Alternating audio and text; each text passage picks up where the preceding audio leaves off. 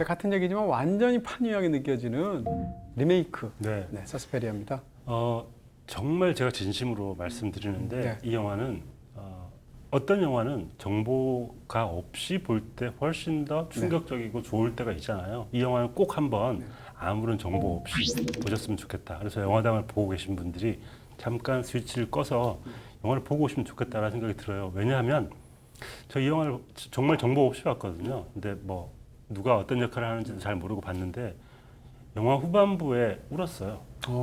제가 이런 영화를 보고 울 줄 몰랐는데 네. 어떤 충격적인 어떤 사건들이 다 휘몰아치고 난 다음에 무서워서. 아니 어떻게 이러면서 무서워서. 네. 무서워서 울 수도 있었는데 네. 어떤 충격적인 사건들이 다 끝난 다음에 약간 에필로그 같은 장면이 있습니다. 그 장면에서 맞아요. 울었어요.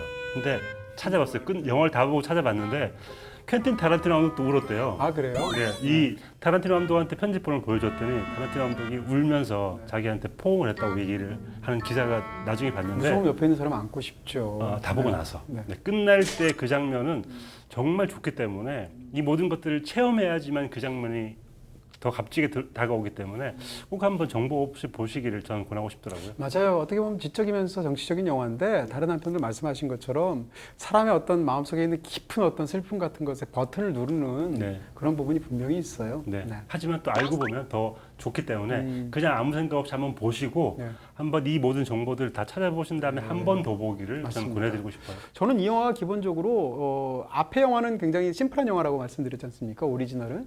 근데 리메이크는 기본적으로 표층 플롯이 있고 심층 플롯이 있는 영화라고 생각이 들어요. 표층 플롯은 뭔가 하면 우리가 보이는 그대로예요. 미국에서 원래 약간 공동체 생활을 하는 그런 종파에 있었던 수지라는 아이가 거기를 떠나서 독일로 그 무용의 그 청운의 꿈을 안고 댄스 아카데미에 들어오게 되는데 사실은 거기는 마녀의 소굴이었고 그러면서 그녀가 겪게 되는 굉장히 초자연적인 이야기 이것 자체가 이제 표층 플롯이죠. 그것 자체로도 굉장히 재밌죠. 재밌고 흥미로운데 또 하나는 이 영화에 심층 플롯이 있다는 것이고 이 심층 플롯이라는 것은 기본적으로 1970년대 독일을 비롯한 유럽의 어떤 특히 정치 사회적인 상황하고 굉장히 밀접하게 관련이 되어 있다는 것이고 저는 이 심층 플롯이 아니면 루카 구아다니노는 이 영화를 리메이크 안 했을 거라고 생각해요.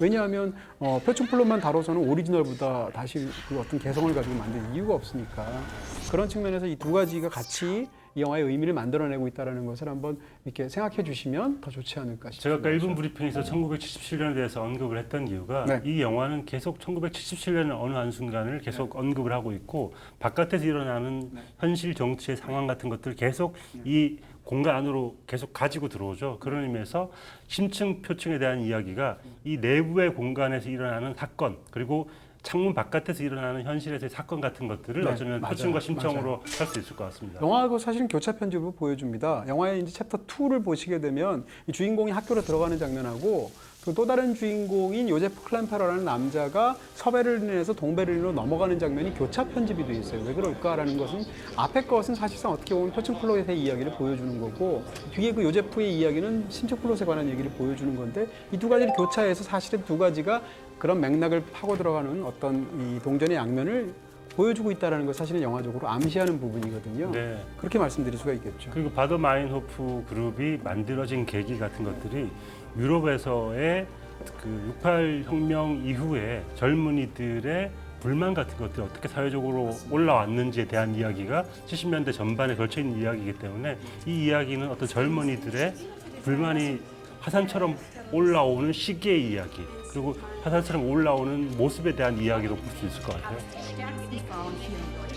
이 영화는 굉장히 어떤 그 페미니즘적인 그런 설정들이 바탕에 깔려 있는 부분이 명확히 있고요. 네. 더 중요하게는 영화가 세대론적인 특징을 갖고 있습니다. 그 영화에서 이제 기존 세대들과 젊은 세대들과의 어떤 대립이라든지 혹은 어떤 이런 부분들이 영화에서 굉장히 중요하게 짜여 있는데 이게 사실은 당대의 유럽, 특히 독일에서의 현실하고 관련이 되어 있고요.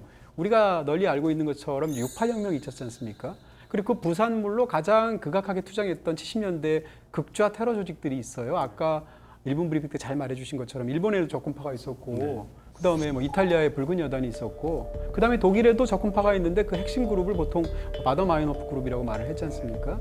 근데 영화에서 말을 하는 것은 특히 그 중에서도 이 마인호프라는 여성 언론인 출신의 극좌 테러리스트의 이야기랑 굉장히 비슷한 측면들이 영화 속에 있는 것이고요.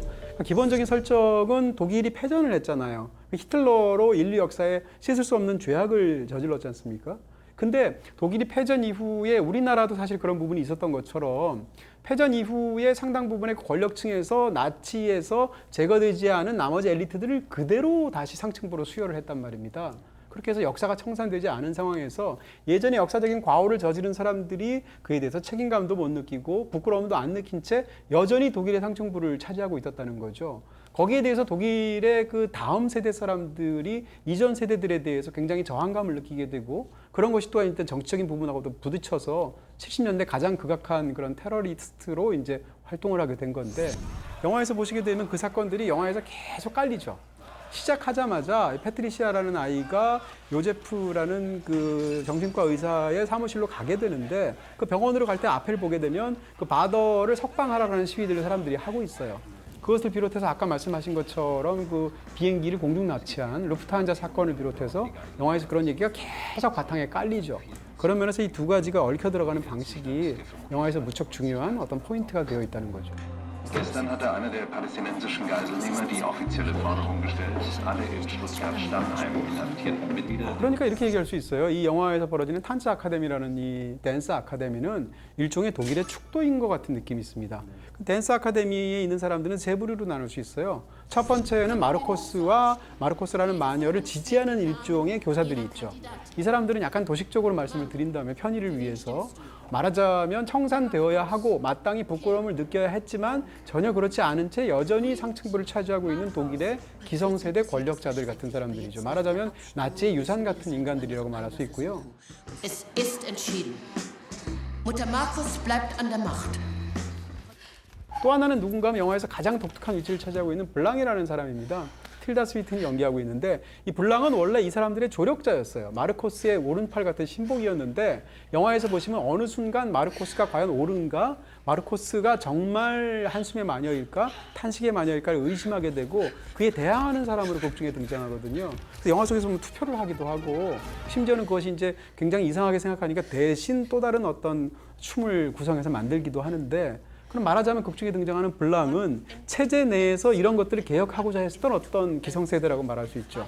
마지막으로 어떤 부류가 있냐면 영화에서 패트리시아, 그 다음에 올가, 그 다음에 사라라는 사람으로 대변되는 이들에게서 고통받으면서 거기에 저항하는 일군의 젊은 세대가 있는 거예요. 그러니까 이 세 가지가 영화 속에 대립되어 있는데 이런 것이 사실은 70년대 당시에 독일의 어떤 현실하고 밀접한 관련을 이루고 있다는 거죠. 그러니까 세대별 갈등을 보여주고자 했던 이유가 뭐냐 하면 그러니까 원작에서는 이 마녀의 소굴이라는 얘기는 제일 마지막에 나오거든요. 네. 근데 이 리메이크작에서는 이 마녀가 바로 대놓고 등장합니다. 그렇죠. 우리들이 마녀들이고 마녀들이 회의하는 장면도 나오고 세대별로 마녀가 어떤 식으로 구성되어 있고 누가 누구에게 투표하는지 다 나옵니다. 그런 식으로 이 영화에서는 이곳이 마녀들의 소굴이고 이들은 이런 식으로 세대별로 구성이 되어 있는데 이들이 앞으로 어떤 세계를 끌어나갈지를 우리가 지켜봐야 한다라는 식의 플롯을 짜고 있는 것 같아요. 그런 면에서 대놓고 이 영화가 어떤 영화인지를 본격적으로 시작할 때 설정해두고 있는 것 같습니다. 그렇죠. 영화가 그걸 드러내고 있고요. 영화가 계속 힌트를 주고 있어요. 예를 들면 요제프라는 사람한테 당신은 마녀를 믿느냐라고 말할 때 Sie etwa an Hexen, Doktor? Nee. Aber manchmal zusammenschließen, um Verbrechen zu begehen und das dann Magie nennen. 그러면서 나치 이야기를 한참 막 하잖아요. 힌트를 주는 것이고 영화에서 등장하는 마녀들이 항상 회포를 푸는 자리가 어디냐 하면 바깥에 있는 어떤 술집이나 어떤 그 레스토랑 같은 데 거기 이름이 뭔가 하면 파리바예요. 다시 말하면 이것은 독일이 2차 세계대전 당시에 나치가 프랑스를 점령했지 않습니까? 거기서 마치 그렇게 해서 그쪽에 나치의 사람들이 거기서 이렇게 축배를 드는 것 같은 장면을 일부러 재현하고 있는 것이죠. 그런 측면에서 본다면 이 영화는 이제 그런 함의들을 계속 관객들에게 힌트를 주는 방식인데 저는 이런 생각이 들어요. 이 영화를 만약에 유럽 관객들이 본다. 그럼 이런 함의들을 어렵지 않게 체득할 수 있을 거예요. 그렇죠. 네. 왜냐하면 유럽인들에겐 이건 굉장히 익숙한 얘기거든요. 독일 얘기만도 아닌 게 이탈리아도 사정이 별로 다르지 않았고 68혁명이란 건 전 유럽적인 현상이었단 말이에요. 그러니까 기본적으로 이 만약에 독일이나 이탈리아나 프랑스 관객이 이 영화를 보면 대충 무슨 이야기인지 정치적인 함의가 다 들어오죠. 근데 이 얘기를 만약에 한국이나 일본에서 보게 되면 사실은 일반적으로 그렇게까지 그 이야기를 잘 알지 못하잖아요. 그렇기 때문에 이 영화의 어떤 기본적으로 관객이 감독이 만들려고 하는 이야기를 전달하는 부분에서부터 사실은 미끄러짐이 있을 수 있다는 거죠. 네. 또 한 가지 이제 그 마지막에 굉장히 슬프기도 하고 우리를 어떤 자극하는 굉장히 좋은 어떤 모티브가 있어서 설명은 드릴 수가 없는데 영화에서 11월 10일이라는 날짜가 굉장히 중요합니다. 영화에서 폴크라는 춤을 이렇게 공연하는 날이 11월 11일인데 네. 1977년도죠. 네. 근데 이 영화가 그 바탕에 깔고 있는 이야기 중에 1943년도 11월 10일 날 있었던 어떤 사건이 있어요. 근데 그 사건 속에서 어떤 세 여자가 죽게 되거든요. 근데 1977년도에 그 폴크라는 춤을 췄을 때 거기랑 관련되었던 젊은 세대 3명이 있단 말입니다.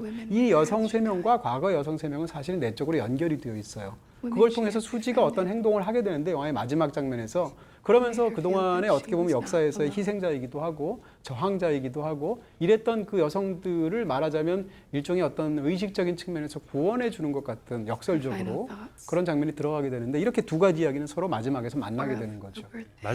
마지막에 느껴지는 감정은 처음에는 이게 종교에 대한 이야기인가? 뭐 처음에는 약간 오컬트에 대한 의식에 대한 이야기인가라고 하다가 결국에는 역사 1945년 뭐 제2차 세계대전과 나치로부터 학살당한 어떤 사람들을 기리는 영화였구나. 네, 맞습니다. 그들을 위한 맞습니다. 어쩌면 일종의 의식 같은 거였구나를 알게 되는 순간 그리고 어떤 역사에서 제일 중요한 건 집단이 아니라 한 개인들이구나. 그 두 명의 개인이 어떤 일을 겪었는지가 너무너무 중요하구나를 느끼는 순간 이 모든 영화들이 갑자기 개인적으로 다가와서 눈물을 흘리게 되는 것 같습니다. 네, 그래서 아마 네. 그런 경험을 가지신 것 같고요. 70년대 극좌 테러리스트들의 방법은 당연히 잘못됐죠. 범죄였고 요인들을 납치하기도 하고 암살하기도 하고 백화점을 폭파시키기도 하고 이런 짓을 저질렀으니까. 그럼에도 불구하고 70년대 그런 극좌 테러리스트들이었던 그 젊은이들이 사실은 그들이 굉장히 끔찍한 범죄를 저질렀지만 그럼에도 불구하고 거기에는 그 세대의 참을 수 없는 역사에 대한 절망감이 있었다는 얘기를 사실은 이 영화가 어떻게 보면 약간 변론처럼 해주는 부분들도 있는 거예요. 네.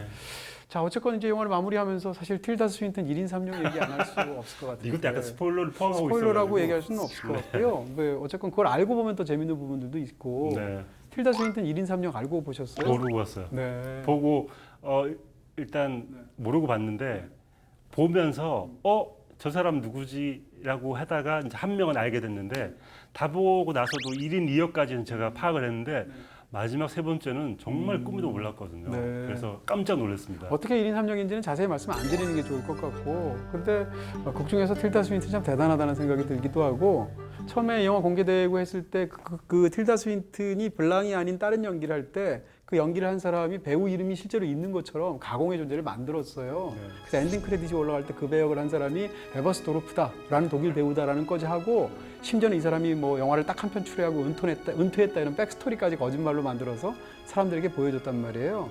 근데 그 연기를 했던 사람이 에버스 도르프라는 독일 이름을 썼는데 에버스 도르프라는 이름이 에버가 독일말로 돼지란 뜻입니다. 도르프는 마을이란 뜻, 타운이란 뜻이에요. 근데 틸다 스윈튼이잖아요. 스윈튼의 스펠링에다 이만 붙이면 스와인튼이 되잖아요. 스와인은 돼지잖아요. 네. 튼이라는 거 영어에서 TON이라는 것은 타운이라는 뜻이거든요. 이런 그렇죠. 그러니까 돼지 마을이라는 스윈튼을 돼지 마을에 해당하는 에버스도르프라는 독일어로 넣어서 일부러 약간 재밌는 유머처럼 활용을 했어요. 참 재밌게 노시네요.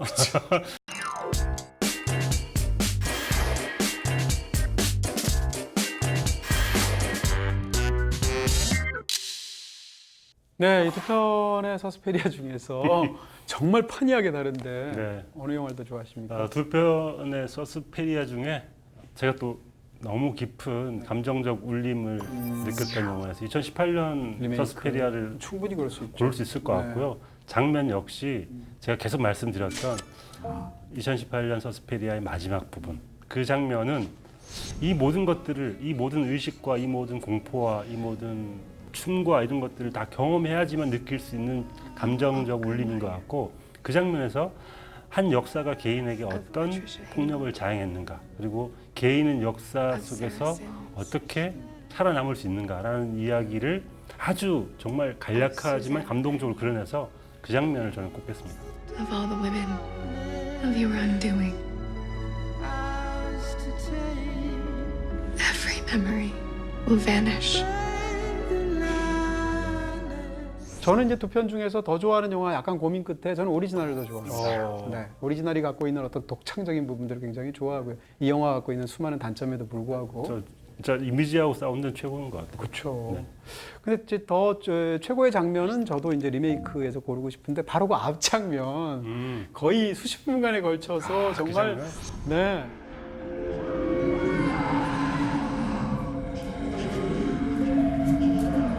끔찍하기도 하고 무섭기도 하고 뭐 굉장하기도 하고 어떤 장면인데 마지막에 어떤 춤과 관련돼서 벌어지는 파국의 장면들은 아 진짜 굉장하다 이런 생각을 홀리는 것 같은 느낌으로 보았죠.